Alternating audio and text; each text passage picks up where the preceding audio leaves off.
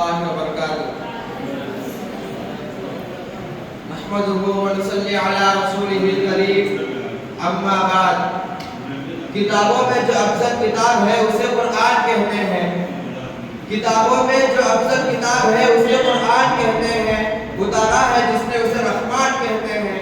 سجا لے اس کے 30 پاروں کو اپنے سینے میں سجا لے اس کے 30 پاروں کو اپنے سینے میں دنیا کی نظر میں اسے حافظ قرآن کہتے ہیں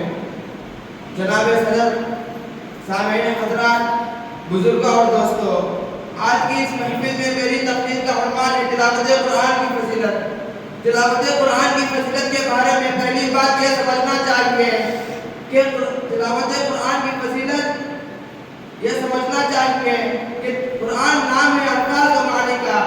قرآن کے الفاظ حضرت جبرائیل امین کے ذریعے نازل کیے گئے اور اس کے الفاظ کو حضور صلی اللہ علیہ وسلم کے طور پر انکار کیا گیا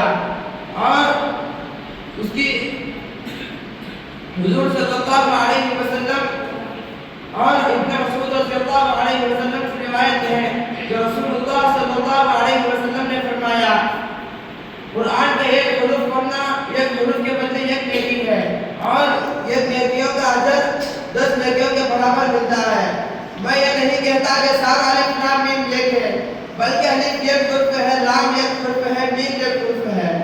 اور اس کا لقب حروف مقطعات کے نام سے دیا گیا چنانچہ حضور اکرم صلی اللہ علیہ وسلم نے فرمایا جیسے دلوں کو زنگ لگ جاتا ہے جیسا کہ لوہے کو پانی لگنے سے زنگ لگتا ہے اور اس لیے حضور صلی اللہ علیہ وسلم سے پوچھا گیا کہ قیامت کے دن ان کی صفائی کی کیا صورت ہے آپ صلی اللہ علیہ وسلم نے فرمایا موت کو اکثر یاد کرنا اور قرآن شریف کی تلاوت کرتے رہنا اور قرآن پاک جو حلال کیا ہے وہ حرام کو حرام سمجھنا